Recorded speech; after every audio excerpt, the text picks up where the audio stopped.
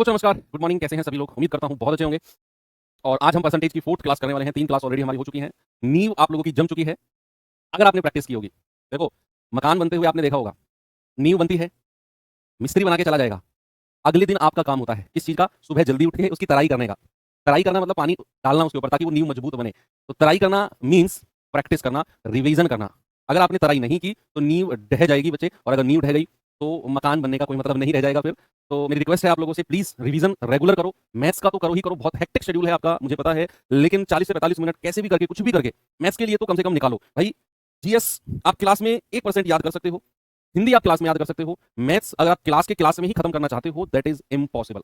Maths आपका revision मांगता है। कितना भी अच्छा टीचर आपको पढ़ा ले, मैं तो कुछ भी नहीं हूं, मेरे से भी बहुत अच्छे अच्छे टीचर है, 100 400% ज्यादा अच्छे टीचर है, अगर वो भी आपको पढ़ाएंगे और आप रिवीजन नहीं करोगे भाई, आप नहीं कर पाओगे चीजों को। तो समझो इस बात को आप। ओके, अब आज की क्लास में हम चलते हैं थोड़ा सा आगे, टाइप नंबर 4। और टाइप नंबर 4 में एक बड़ा प्यारा सा कॉन्सेप्ट है।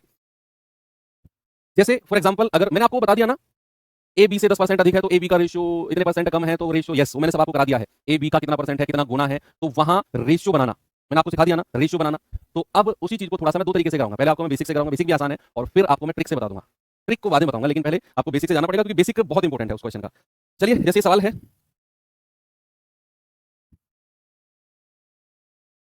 यदि रवि की आय राम की आय से 24% ज्यादा है तो राम की आय रवि की आय में कितने परसेंट कम होगी?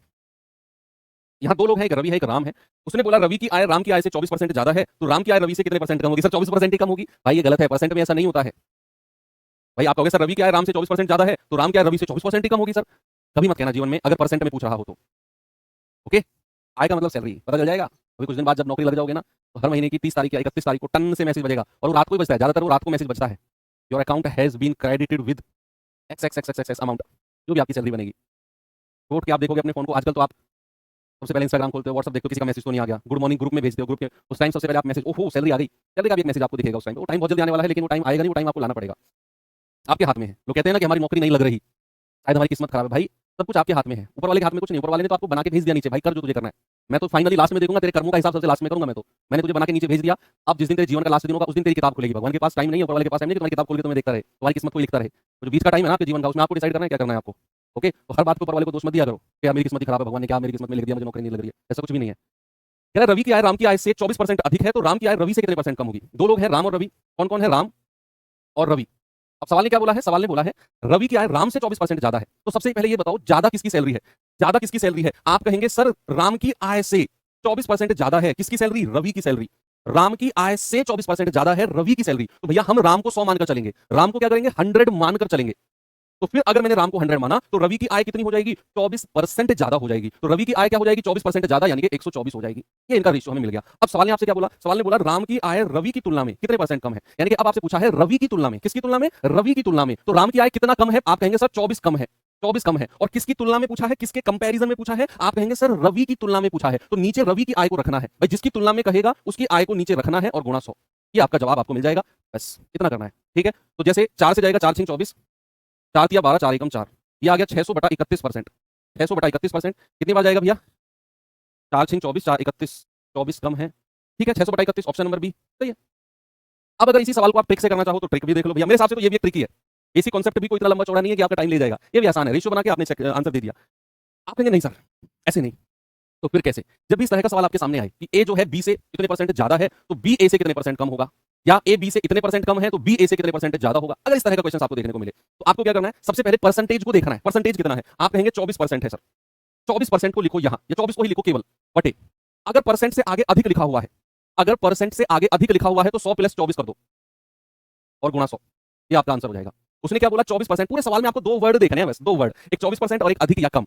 24%, 24 को लिखा ऊपर, उसने कहा अधिक, अधिक लिखा है तो नीचे 100 + 24 कर दो। सपोज अगर यही लिखा होता यहाँ पर कम, कम लिखा होता तो आपका जवाब होता 24/100 - 24। अगर कम लिखा होगा तो 100 - 24 गुणा 100, ये आपका आंसर होगा। फिर इतना सा काम करना है, केवल इतना सा काम करना है। अगर यहाँ अधिक लिखा होगा तो बटे में 100 + 24 होगा, अगर यहाँ कम लिखा होगा तो बटे में 100 - 24 होगा।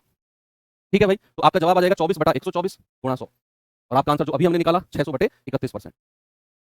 ठीक है, एक और सवाल बताऊं, एक और सवाल बताता हूं। लेकिन ये ट्रिक जो है ना 100 प्लस और 100 माइनस वाली, ये उन्हीं परसेंटेज के लिए ठीक है जहां पर परसेंटेज सीधे सीधे हो, 20%, 40%, इस तरह का परसेंट। मान लो अगर परसेंट ऐसा आ जाए 16 सही 2/3, 12.5, तो फिर ये 100 प्लस में हो तो जाएगा, लेकिन आपका टाइम ज्यादा लग जाएगा। इसीलिए आपको दोनों मेथड आने चाहिए, बेसिक वाला रेशियो बनाने वाला भी और ये वाला भी। अगर परसेंटेज कुछ आसान आए 10%, 20%, 30%, तो आप ये लगा लो। अगर परसेंटेज थोड़े से उठपटांग आए 9 से 1/11, 11 से 1/9, 12.5, 16 से 2/3, तो फिर आपको रेशियो मेथड से जाना है।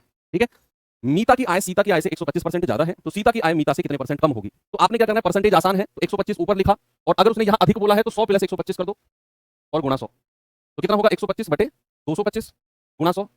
तो 25 चौके 100, 25 निम्मा 225, ये आ जाएगा 500 बटा 9%। तो 9 पंजे 45, 5 9 पंजे 45, 55 पॉइंट समथिंग है। ये रहा ऑप्शन नंबर ए, 55.55%। रेशियो से जाना चाहो तो कोई दिक्कत नहीं है, एक तरफ मीता लिखो एक तरफ सीता लिखो। उसने कहा मीता की आय सीता से 125% ज्यादा है, तो किसकी आय ज्यादा है, मीता की या सीता की। आप कहेंगे सीता की आय से। मीता की आय ज्यादा है और कितना, 125%। सीता की आय से ज्यादा है किसकी, मीता की आय। तो सीता को मान लो 100, तो मीता की आय कितनी हो जाएगी, 125% ज्यादा। तो इसमें जोड़ देंगे 100 में 125, तो 225 आ जाएगा। बस अब ये 225 से कितना कम है, आपसे पूछा है सर 125 कम है। और किससे, किससे, मीता की आय से। कंपैरिजन किससे किया है, मीता से। तो नीचे हमेशा जिसकी आय से पूछा होता है या जिसकी तुलना में पूछा होता है उसको हमेशा नीचे रखते हैं। आपका जवाब आपको ऑप्शन नंबर ए मिल जाएगा। Okay, very good. ये सवाल करिए जरा।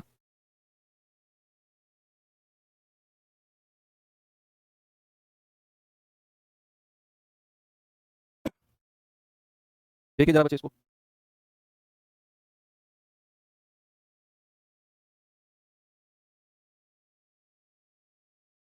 कह रहा पी क्यू से 33 सही 1/3% कम कमाता है। पी क्यू से, तो कह रहा है क्यू जो है वो पी से कितने परसेंट अधिक कमाएगा। अब यहां पर परसेंटेज हमारे पास कुछ ऐसा है, ऐसा परसेंटेज है जिसका आप 100 प्लस वाले मेथड से करोगे तो ये थोड़ा सा परेशानी पैदा कर देगा। अब चूंकि हमें पता है कि 33 सही 1/3% का फ्रैक्शन जो होता है वो 1/3 होता है। कितना होता है, 1/3। तो हम क्या करेंगे, पी और क्यू का रेशियो बनाएंगे। क्या करेंगे, पी और क्यू का रेशियो बनाएंगे। ओके, सवाल ने बोला पी जो है क्यू से 1/3 कम कमाता है। तो कौन कम कमाता है, कौन, पी। किससे, क्यू से। तो क्यू को मान लो नीचे वाली संख्या, क्यू को मान लो नीचे वाली संख्या। तो पी जो हो जाएगा, अगर कम कमाता है तो ऊपर वाली माइनस कर दो, नीचे वाली में से ऊपर वाली माइनस कर दो, तो ये रेशियो आएगा हमारा 2-3 का। भाई हमें पता है पी जो है क्यू से 1/3 कम कमाता है। कम कौन कमाता है, पी। किससे, क्यू से। तो नीचे वाली संख्या को आपने क्यू माना, तो पी जो हो जाएगा ऊपर वाली माइनस कर दो, 2 आ जाएगा। 2-3 का रेशियो आ गया। अब सवाल ने कहा क्यू जो है पी से कितना अधिक कमाता है। तो क्यू पी से कितना अधिक कमाता है, सर 1 अधिक कमाता है।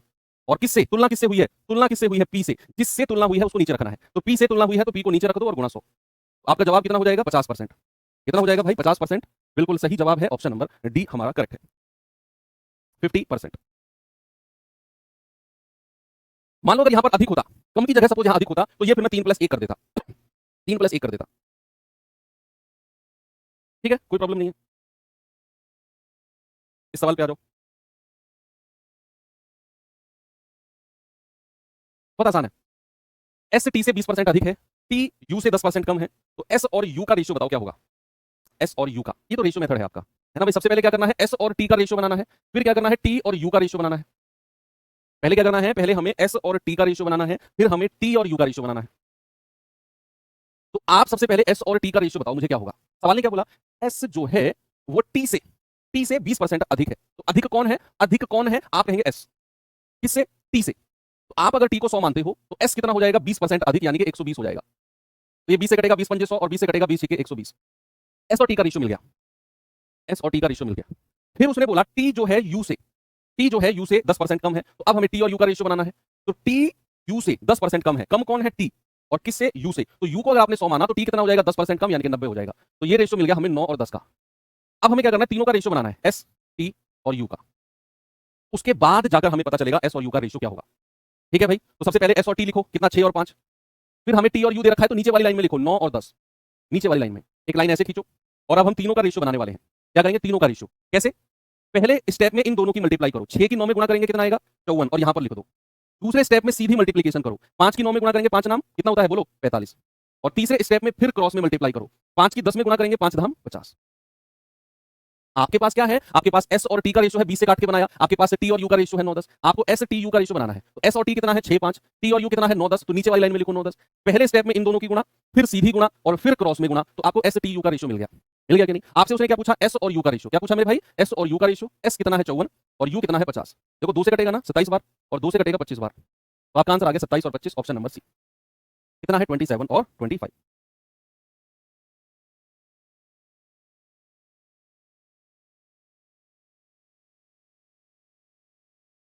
ठीक है भाई, आगे बढ़े।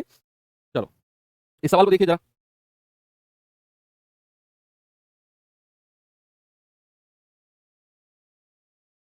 Very good. सवाल है यदि पी क्यू का 200% है, देखो 200% अधिक या 200% कम नहीं बोला, बस उसने क्या बोला है पी क्यू का 200% है। आप सवाल को पढ़ना सीखेंगे के बाद मजा आएगा। उसने बोला पी क्यू का 200% है, मैंने आपको परसों की क्लास में सब कुछ बताया था, लास्ट में देखो कह रहा है कि क्यू आर से 25% कम है, यहां उसने बोला तो रेशियो कैसे बनेंगे। देखो सबसे पहले रेशियो किसका बनेगा, पी और क्यू का। सबसे पहले किसका रेशियो, पी और क्यू का, क्योंकि उन दोनों के बारे में ही जिक्र किया। उसने क्या बोला, पी क्यू का 200% है, पी जो है वो क्यू का 200% है। अगर मैं क्यू को 100 मानता हूं तो पी कितना हो जाएगा, पी 200%, यानी कि सीधा सीधा 200 लिख दो यहां पर। ये सब मैंने आपको सिखाया, अगर आप रेगुलर रिवीजन कर रहे होंगे तो आपके दिमाग में 1% भी सवाल नहीं आएगा ये कैसे कर दिया। अगर मैंने क्यू को 100 माना तो पी कितना हो जाएगा, 200 हो जाएगा। 200 कम या ज्यादा नहीं बोला तो 100 में जोड़ना है, घटाना मत। 2 जीरो से 2 जीरो गया तो पी और क्यू का रेशियो कितना आ गया, 2 और 1। फिर उसने क्या बोला, क्यू आर से 25% कम है। क्यू कम कौन है, बोलो कम कौन है, क्यू कम है किससे, आर से। तो आर को अगर 100 माना तो क्यू कितना हो जाएगा, 25% कम। कम बोला है यहां पर तो 100 में से घटा दो 75 आ जाएगा। भाई 25 से कटेगा 25 या 75 और 25 चौकू 100।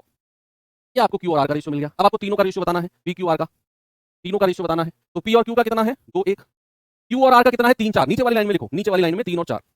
ठीक है, अब तीनों का एक साथ हमें रेशियो बताना है तो कैसे करेंगे। पहला स्टेप इन दोनों की मल्टीप्लिकेशन, 2 3 6। दूसरा स्टेप सीधी मल्टीप्लिकेशन, 3 एकम 3। और तीसरा स्टेप फिर क्रॉस मल्टीप्लिकेशन, 4 एकम 4। ये रेशियो हमें मिल गया। अब सवाल ने क्या बोला है, सवाल ने बोला है पी प्लस आर का कितना परसेंट क्यू है, जिसके साथ का लगा होगा, जिसके साथ ऑफ लगा होगा। मैंने क्या बोला, जिसके साथ ऑफ लगा होगा या का लगा होगा वो आ जाएगा नीचे। तो पी प्लस आर आ जाएगा नीचे और ऊपर क्या रहेगा, क्यू और गुणा 100। ये आपका जवाब होगा। तो क्यू हमारे पास कितना है, 3, और पी प्लस आर कितना है, 6 और 4 10 और गुणा 100। ये आ जाएगा 30%। आपका सही जवाब है बच्चे ऑप्शन नंबर सी। जिसके साथ ऑफ लगा होता है, जिसके साथ का लगा होता है बच्चे, पी प्लस आर के साथ लगा हुआ है वो नीचे आ जाएगा। ये मैं सब आपको पहले से पढ़ा चुका हूं। और क्यू जो है वो ऊपर आ जाएगा इंटू 100। आपका जवाब है 30%। Okay, very good. आगे बढ़े। अच्छा सवाल कहते हैं, इसको महंगा सवाल नाम दे दें। चलो महंगा सवाल है भाई, वेरी गुड। यार तुम तो महंगे सवाल करने लग गए अब। हाँ, अब आते हैं हम अगले तरह के, टाइप यही है लेकिन 2 3 सवाल थोड़े से अलग तरीके के हैं। जैसे पहला क्वेश्चन है ये, इसको करो पहले, हाँ उसको बाद में करेंगे। इसको करते हैं, सवाल को पढ़ो। जस्ट क्या करना है, सवाल को पढ़ना है। यार दो संख्याएं, तीसरी संख्या। यार मतलब तुम ऐसे ऐसे सवाल करते हो ना, तुम्हें कूटने का मन करता है मेरा कभी कभी। अब चूंकि तुम्हारे सामने नहीं हो तो कूटू कैसे तुम्हें। अरे बच्चा कह रहा है कि सर सीजीएल का फॉर्म 12वीं वाले भर सकते हैं क्या। फुल फॉर्म क्या है सीजीएल की, बोलो फुल फॉर्म पढ़ो पहले, तुम्हारा जवाब इसकी फुल फॉर्म में ही है, कंबाइंड ग्रेजुएट लेवल। 12वीं वाले कैसे पढ़ देंगे इसको यार। ऐसे लोगों को ना हमारे संस्कृत वाले गुरुजी थे गांव वाले स्कूल में, तो दो ऐसे लोगों को पकड़ते थे और पूरी क्लास में कोने में खड़े करते थे, कैसे एक दूसरे के कान पकड़ के सर से सर लगा लो और पूरी क्लास में ऐसे खड़े रहना है तुम्हें। सजा होती थी उनकी, अजीब गरीब सजा थी उनकी। नए नए आविष्कार करते थे वो उस टाइम पे। जो टेबल जिस पे बैठ के पढ़ाते थे ना, किसी को सजा देनी होती थी उसको लेटाते थे उल्टा उस पे, और 4 लड़के बुलाते थे, 2 लोग पैर पकड़ो 2 लोग इसके हाथ पकड़ो और हिल ना पाए। और फिर जो चिंता तता होती थी ना भाई, तो अब मुझे लगता है उस टाइम तो लगता था कि यार ये ऐसा क्यों करते हैं हमारे ऊपर अत्याचार। अब तुम में से कुछ लोगों को देख के लगता है कि वो सही करते थे हमारे साथ, क्योंकि हम भी तुम्हारी तरह थे उस टाइम पे। कह रहा है कि दो संख्याएं तीसरी संख्या से क्रमशः 20% और 40% अधिक है, तो पहली और दूसरी संख्या का रेशियो क्या होगा, बताओ। यहां से पढ़ो और यहां तक पढ़ो, बस उसके अलावा नहीं पढ़ना। ये कुछ अलग तरह का स्पेशल टाइप का क्वेश्चन है, इसको मैं स्पेशल टाइप बोल देता हूं। स्पेशल टाइप, ये कुछ स्पेशल टाइप का क्वेश्चन है जहां पर दो संख्याएं तीसरी संख्या से अपना परसेंटेज बोलती हैं। भाई मान लो मैं और तुम खड़े हैं, मैं और तुम खड़े हो, एक मैं हूं एक आप हो, एक तीसरा बंदा सामने खड़ा है, मैं और तुम मिलकर, मैं कहूंगा उस तीसरे वाले से जो सामने खड़ा है, भाई मैं तुझसे 20% ज्यादा हूं। फिर तुम कहोगे उसी से, तुम कहोगे मैं तुझसे 10% ज्यादा हूं या कम हूं। यानी कि मैंने और आपने मिलकर किसी तीसरे बंदे से अपना परसेंटेज डिसाइड किया, अपनी रिलेशन, अपनी तुलना डिसाइड करी, कंपैरिजन डिसाइड किया किसी थर्ड पर्सन से, दो लोगों ने मिलकर। क्या इस लाइन में वही है, कह रहा है कि दो संख्याएं हैं तीसरी संख्या से, थर्ड नंबर से 20% और 40% अधिक है। 20% और 40% अधिक है, मतलब कि पहली संख्या जो है वो तीसरी संख्या से 20% अधिक है, जो दूसरी संख्या है वो तीसरी संख्या से 40% अधिक है। क्रम से का मतलब यही होता है, रेस्पेक्टिवली, रेस्पेक्टिवली का मतलब यही होता है कि पहला पहले से, दूसरा दूसरे से। यानी कि दो संख्याएं हैं, दोनों में पहली संख्या 20% अधिक है, दूसरी संख्या 40% अधिक है, किससे, तीसरी संख्या से। तो बस यहां कंपैरिजन है दो संख्याओं का, किससे, तीसरी संख्या से। जब भी ऐसा सवाल हो, बहुत आसान नाम देना है इसको, तो आपको क्या करना है, तीनों नंबर को लिखना है एबीसी के फॉर्म में। मान लो वो तीनों नंबर एबीसी है, जहां पर दो लोगों ने मिलकर अपना परसेंटेज तीसरे से डिसाइड किया। दो संख्याएं जहां मिलकर किसी थर्ड नंबर से बोलती हैं परसेंट कम या ज्यादा, हमेशा तीसरी संख्या को 100 मान लो, हमेशा, ऑलवेज। तीसरी जो संख्या है ऑलवेज मान लो ये 100 है, ये 100 है। अब जो पहली संख्या होगी वो तीसरी संख्या से 20% ज्यादा होगी, क्योंकि कंपैरिजन तो तीसरी संख्या से ही हो रहा है। तो जो दो संख्या होंगी उनमें पहली संख्या इस तीसरी से 20% ज्यादा होगी, पहली वाली। तो अगर मैंने तीसरी को 100 माना तो पहली वाली कितनी हो जाएगी, 20% ज्यादा, यानी कि 120 हो जाएगी। और जो दूसरे वाली है वो 40% ज्यादा होगी। तो अगर ये 100 है तो ये कितनी हो जाएगी, 140 हो जाएगी। बस तीनों संख्याओं का रेशियो बहुत आसान है, ऐसे निकालना। हमेशा तीसरी संख्या को 100 मान लो, पहली और दूसरी का परसेंटेज अपने आप बता देगा कि पहली और दूसरी का रेशियो क्या है। आपसे क्या पूछा है, पहली और दूसरी का अनुपात। तो ए और बी का रेशियो प्यारे बच्चे आपसे पूछा है, तो 120 और 140।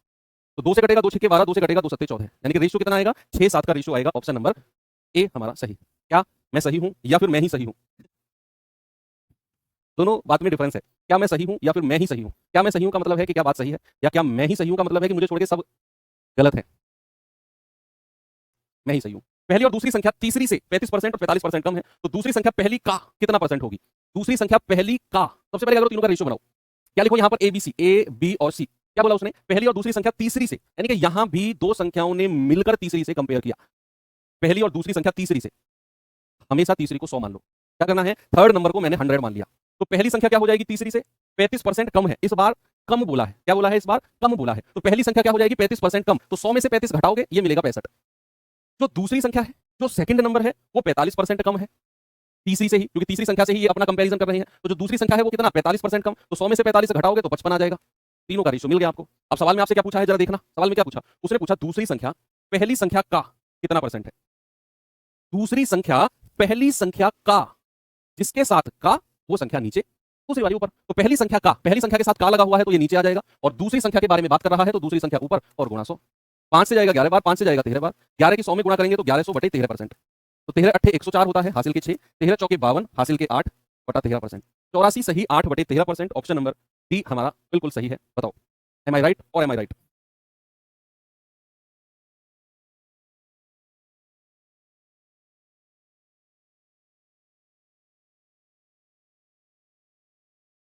चलिए जी आगे, एक और सवाल देखिए जरा।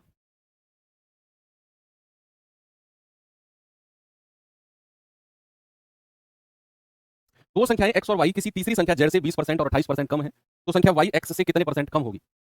बोलो भाई। दो संख्या है x और y, अपना कंपैरिजन किससे कर रही हैं? z से। किससे? z से, किसी तीसरी संख्या z से। 20 और 28% कम है। आप क्या करो? तीसरी संख्या z को 100 मान लो, तो जो x होगी वो कितना है? 20% कम है, तो भैया 100 में से 20 घटा दो 80। जो y है वो 28% कम है, तो 100 में से 28 घटा दो 72। ये रेशियो मिल गया आपको तीनों का। आसान लग रहा है ना? सवाल कह रहा है कि संख्या y जो है x से कितना परसेंट कम है। y जो है x से, भाई x से कितना कम है? ये जल्दी से बताओ सर। 8 कम है। y जो है x से 8 कम है, और जिससे पूछता है, जिससे वो कंपैरिजन करता है, y x से कितना परसेंट कम है, तो जिससे पूछता है वो संख्या नीचे आ जाएगी और गुणा 100। भाई y जो है वो x से कितना परसेंट कम है, तो जिसके साथ से लगा हुआ है या जिससे कंपैरिजन पूछता है वो संख्या नीचे आ जाएगी, और ये आ जाएगा आपका 10%। कितना कम है भैया? 10% कम है। ऑप्शन नंबर सी हमारा सही जवाब। इस तरह के सवाल कर लोगे ना, जब दो संख्या मिलकर अपना कंपैरिजन किसी तीसरी संख्या से करे। हाँ, अब आते हैं हम अपने अगले टाइप की तरफ, और ये टाइप है हमारा सक्सेसिव वाला। सक्सेसिव, सक्सेसिव इंक्रीज या सक्सेसिव डिक्रीज। ठीक है भाई। सक्सेसिव मेथड क्या है? मान लो अगर मैं फॉर एग्जांपल सक्सेसिव मेथड लिख देता हूं यहां पर। सक्सेसिव मेथड,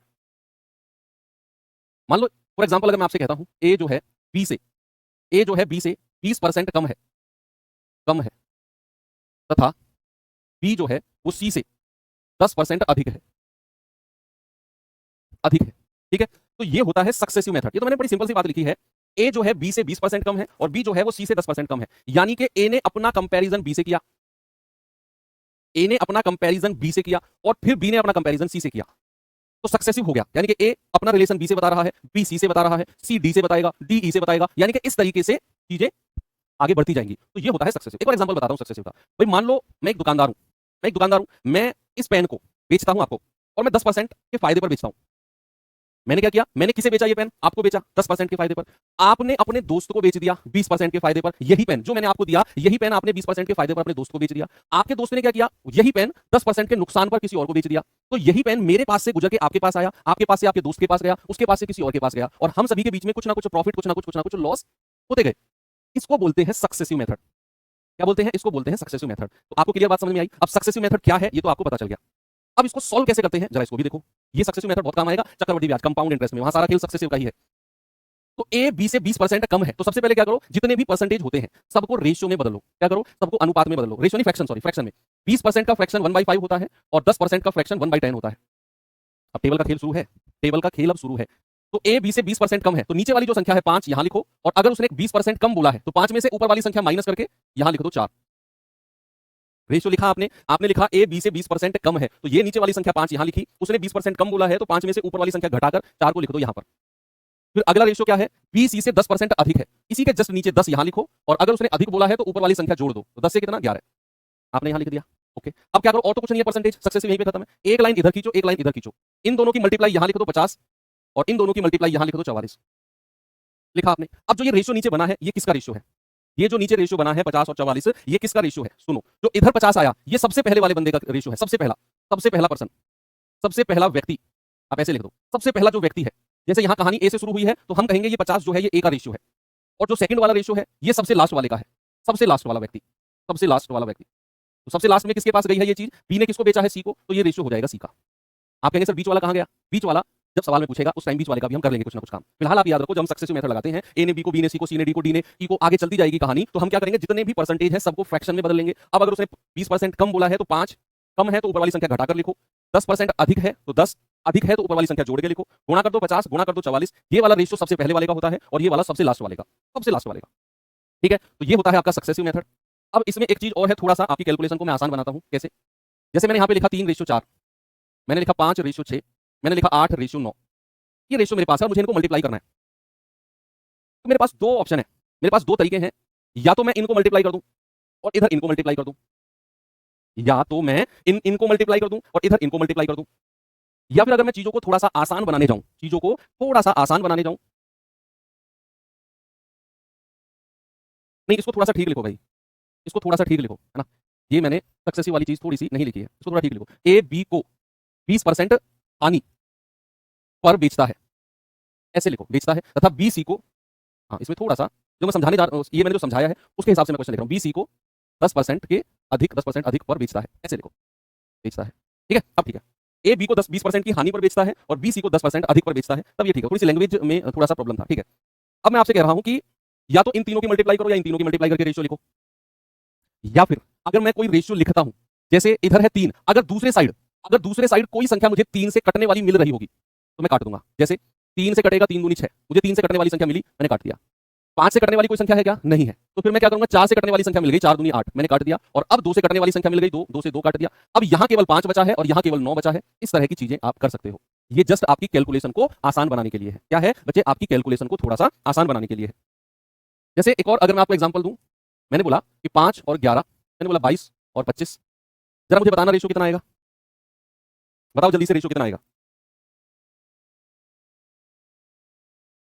भाई? यहां मुझे पता है 5 से कट रहा है 5 पूरे 25, 11 से कट रहा है 11 दूनी 22, तो इधर केवल 2 बचा है, इधर केवल 5 बचा है। तो कितनी आसानी से हमारा रेशियो बिना इनकी मल्टीप्लाई करे हमें मिल गया, बिना इनकी मल्टीप्लाई करे। ठीक है, 2 5 का। अब चलते हैं हम अपने सवालों की तरफ, सक्सेसिव वाले क्वेश्चंस देखते हैं कुछ। सवाल क्या है? एक संख्या में 50% की वृद्धि की जाती है। अब सुनो, देखो ये सक्सेसिव है। एक संख्या में 50% की वृद्धि की जाती है और फिर दोबारा 50% की वृद्धि की जाती है दोबारा। अब कह रहा है मूल संख्या वापस प्राप्त करने के लिए बढ़ी हुई संख्या को कितने परसेंट कम किया जाना चाहिए? मूल संख्या को वापस प्राप्त करने के लिए देखो यहां सक्सेसिव वृद्धि की, पहले क्या किया, पहले हमने संख्या को 50% बढ़ाया, हमें तसल्ली नहीं हुई। फिर जो 50% बढ़ाने के बाद जो संख्या की वैल्यू थी ना, दोबारा उसे 50% बढ़ाया। सवाल का मतलब यही है कि भैया एक संख्या में पहले 50% की वृद्धि की और फिर दोबारा 50% की वृद्धि की। हमें अगर अब जो सबसे लास्ट में संख्या की वैल्यू हुई, इससे अगर सबसे पुराने वाली ओरिजिनल संख्या के पास आना है तो कितने परसेंट की कमी करनी होगी? सबसे पहले क्या करना है, आपको 50% का फ्रैक्शन यानी कि भिन्न पता होना चाहिए। कितना होता है? 1/2। जिन लोगों ने परसेंटेज की शुरू से क्लास नहीं की है, बीच में से जुड़े हैं, वो लोग परेशान हो जाएंगे 1/2 कहां से आ गया। और मैं चाहता हूं कि आप लोग परेशान हो, क्योंकि तभी जाकर आप दोबारा उस क्लास को देखोगे शुरू से। सवाल कह रहा है संख्या में पहले 50% की वृद्धि हुई है। बच्चे अगर वृद्धि हुई है मतलब संख्या को बढ़ाया गया, और बढ़ाया गया मतलब 2 यहां पर लिखो, और वृद्धि का मतलब होता है प्लस, तो 2 में 1 जोड़ेंगे कितना होगा? 3। कितना हो जाएगा? 2 से 3। फिर कह रहा है कि दोबारा 50% की वृद्धि की गई, तो दोबारा आपका रेशियो कितना हो जाएगा? 2 में 1 जोड़ दो 3, बस गुणा कर दो, 2 दूनी 4 और गुणा कर दो 3 3 9। तो ये आपकी प्रारंभिक यानी कि इनिशियल वैल्यू है, इंग्लिश में क्या बोलते हैं? इनिशियल। और ये आपकी अंतिम यानी कि फाइनल है। ये क्या है? फाइनल है। और ये क्या है? आपकी इनिशियल है, जो इनिशियल संख्या की वैल्यू थी। अब सवाल ने बोला कि अगर मुझे बढ़ी हुई संख्या को कितने परसेंट कम करना चाहिए ताकि मुझे मूल संख्या के पास वापस पहुंच जाऊं। मूल संख्या को वापस प्राप्त, मूल संख्या यानी कि प्रारंभिक को वापस प्राप्त करने के लिए फाइनल को कितना कम करना चाहिए? सर ये तो 5 कम करना पड़ेगा।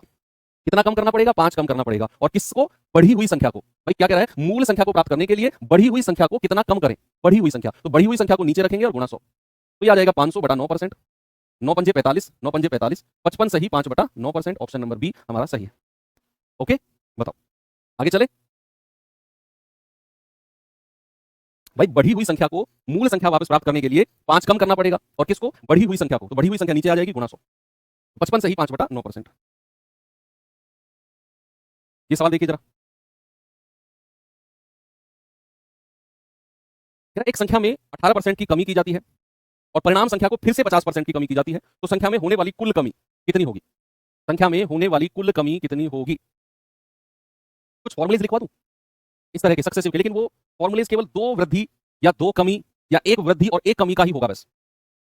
जैसे यहां पर उसने बोला 18% की कमी की गई, फिर 18-50% की कमी की गई, तो संख्या में होने वाली कुल कमी केवल 2% का ही फॉर्मूले है वो। मान लो 3% आ जाए, जैसे 50% की कमी, फिर लिख दे फिर 20% की कमी, तो वहां वो फॉर्मूले काम नहीं करेंगे, केवल 2% के फॉर्मूले। हालांकि उन्हें हम पढ़ेंगे भी जब हम कंपाउंड इंटरेस्ट पढ़ेंगे, चक्रवृद्धि ब्याज। अभी भी देख लो, मान लो अगर किसी संख्या में a% की वृद्धि की जाए, सक्सेसिव है ये सक्सेसिव है, और b% की वृद्धि की जाए। अगर किसी संख्या में सक्सेसिव यानी कि क्रमागत लगातार a% की वृद्धि और फिर b% की वृद्धि की जाए, तो कुल वृद्धि जो होगी, टोटल इंक्रीज जो होगा, कुल वृद्धि जो होगी, उसका फॉर्मूला होता है a plus b plus a गुणा b बटा 100, इतना परसेंट। ठीक है, अगर किसी संख्या में a% की वृद्धि की जाए, फिर b% की वृद्धि की जाए, तो कुल वृद्धि, कुल इंक्रीमेंट होता है a plus b plus a गुणा b बटा 100। सपोज अगर किसी संख्या में पहले 10% की वृद्धि की गई, इस वाले साइन का मतलब है वृद्धि और इस वाले साइन का मतलब है कमी, और फिर मान लो 20% की वृद्धि की गई, तो ओवरऑल वृद्धि कितनी होगी? आप कहेंगे सर a प्लस b, हालांकि आप इसे रेशियो मेथड से भी कर सकते हो, कोई दिक्कत नहीं है, लेकिन मैंने फॉर्मूला लिखवा दिया है तो एक बार देख लो, a गुणा b बटा 100, 2 जीरो से 2 जीरो गया, ये आ गया 30 प्लस 2 एकम 2, ओवरऑल वृद्धि कितनी हो गई भैया? कुल वृद्धि हो गई 32%, सक्सेसिव। सक्सेसिव मान लो सपोज अगर सवाल में कहेगा कि किसी संख्या में a% की कमी की गई और दोबारा भी b% की कमी की गई, दोबारा भी b% की कमी की गई, तो ओवरऑल कमी या कुल कमी का फॉर्मूला क्या होता है? वो होता है a plus b minus a गुणा b बटा 100% में। अगर दोनों बार कमी कर दे, नेट कितना आएगा? a% की कमी और b% की कमी, तो ओवरऑल कमी कितनी आएगी? a plus b minus a गुणा b बटा 100। सपोज दैट अगर आपसे कहेगा किसी संख्या में पहले 20% की कमी हुई और दोबारा भी 20% की कमी हो गई, दोबारा भी 20% की कमी हो गई, दोनों बार 20% की, तो ओवरऑल क्या होगा? ओवरऑल कमी कितनी है? ओवरऑल कमी तो आप कहेंगे a plus b minus a गुणा b बटा 100। तो ओवरऑल कमी कितनी हो गई बच्चा? 2 जीरो से 2 जीरो गया, क्या आ गया? 20 और 20 40 माइनस 2 दूनी 4। आप कहेंगे सर ओवरऑल कमी हुई है कितनी? 36% की। ओवरऑल कमी कितनी है? 36% की। बोलो यस। अब तीसरा केस बनता है, भाई देखो यहां तो दोनों बार वृद्धि है, दोनों बार कमी है। अब तीसरा केस बनता है एक वृद्धि और एक कमी का। तीसरा केस बनता है एक वृद्धि और एक कमी का। तो बच्चे याद रखना, वृद्धि को रखना है प्लस और कमी को रखना है माइनस। वृद्धि को क्या रखना है? प्लस, और कमी को क्या रखना है? माइनस। सपोज अगर मैं आपसे कहूं कि a% की तो वृद्धि हुई है और आपसे कहेगा b% की कमी हुई है, b% की कमी हुई है, और आपसे कहेगा ओवरऑल, तो आपका जो ये दोनों वृद्धि वाला फॉर्मूला है ना, a plus b plus a गुणा b बटे 100, इसी फॉर्मूले में जो वृद्धि है उसको प्लस रखना है और जो कमी है उसको माइनस में। तो इसको क्या रखना है? प्लस का a, और इसको क्या रखना है? माइनस का b। कमी है तो भैया हमारा फॉर्मूला a प्लस b, तो a, अब दूसरा वाला माइनस b है, तो ये क्या हो जाएगा? माइनस b प्लस a गुणा माइनस b बटा 100। तो ये माइनस और प्लस मिलकर क्या बन जाएगा? माइनस, तो a minus b minus a गुणा b बटा 100, ये आपका आंसर हो जाएगा। अगर अगर a% की वृद्धि है और b% की कमी है, तो वृद्धि पहले आएगा, फिर कमी आएगा, और फिर a गुणा b बटा 100। ये याद रखना, वृद्धि को पहले रखना है। सपोज अगर मैंने आपसे कहा किसी संख्या में मान लो 20% की वृद्धि हुई है और फिर 5% की कमी हो गई है सक्सेसिवली, तो ओवरऑल आपसे पूछेगा ओवरऑल, तो ओवरऑल क्या होगा जरा बताना? ओवरऑल आपको पता है ये पहली वाली क्या है? वृद्धि, तो इसको रखना है a, और दूसरी वाली क्या है? कमी, तो इसको रखना है b। इस वाले फॉर्मूले में रख दो, तो 20 माइनस 5 माइनस 20 गुणा 5 बटा 100। तो 20 पंजे 100, 100 से 100 कटेगा एक बार, 20 में से 5 गया 15, और उसमें से भी एक घटा दो तो आंसर आ जाएगा 14%। कितना आएगा? आंसर आएगा 14%। ये 3 केस बनते हैं, तीनों केस के अलावा और कोई केस नहीं बनता है बच्चे। ये आपको पता होने चाहिए कि अगर दोनों वृद्धि है तो a plus b plus a गुणा b बटा 100, अगर दोनों कमी है तो a plus b minus a गुणा b बटा 100, और अगर एक वृद्धि और एक कमी है, आपका फॉर्मूला है ये वाला जो बॉक्स में बन गया है, a minus b minus a गुणा b बटा 100। दोनों माइनस के साइन है, जहां पर पहला वाला a वृद्धि है और b क्या है? आपका कमी है।